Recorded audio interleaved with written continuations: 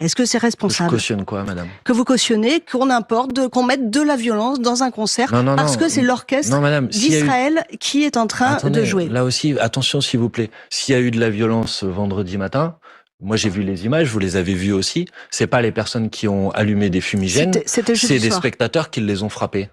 Donc, si vous plaît. Non, n'inversez pas tout. En fait, le sujet est le suivant. Est-ce que la Philharmonie n'avait pas le droit d'organiser ce concert à vos yeux?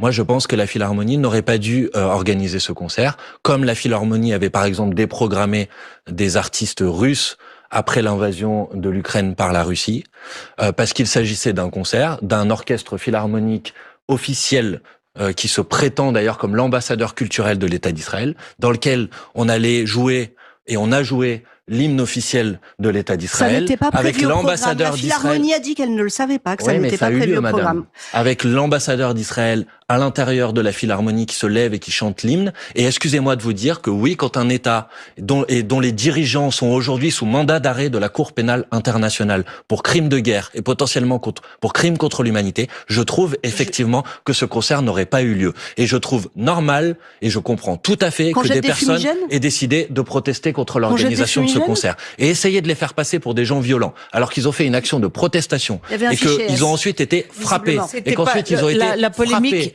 à l'intérieur de la salle par des personnes. Si vous êtes contre la violence, vous devriez condamner les gens qui les ont frappés. La polémique a porté sur est-ce qu'on peut risquer des problèmes de sécurité dans une salle fermée. Ça aurait pu extrêmement mal tourner. Et d'ailleurs, ça alimente tout le procès en absence de sécurisation des salles. Et donc, ça renforce tous ceux qui demandent encore plus de sécurité. Donc, au fond, est-ce que vous faites pas aussi le jeu de l'extrême droite en cautionnant des actions pareilles? Parce que c'était une salle fermée avec un vrai risque.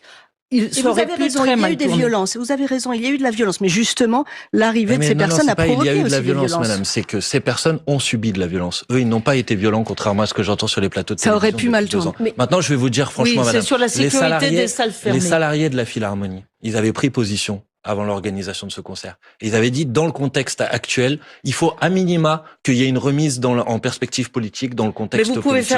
Ça a été refusé. Des banderoles, des manifs devant la salle. Vous auriez dit pareil, madame. Vous auriez dit qu'ils ont faire des actions comme ça, c'était extrêmement dangereux. C'est une action symbolique et elle n'était pas dangereuse. D'ailleurs, elle n'a produit aucun autre débordement que des personnes qui étaient dans la salle qui ont décidé de frapper ces gens. Alors, si vous voulez, on fait 20 minutes sur le sujet. Mais moi, il n'y aura jamais dans ma bouche aucun mot de condamnation pour des gens qui font des actions pacifiques pour dénoncer un génocide. Et ce qui devrait vous choquer, c'est pas que des gens aient allumé 3 fumigènes dans une salle, c'est qu'il y a eu 250 Palestiniens qui sont morts depuis que le cessez-le-feu a soi-disant été signé.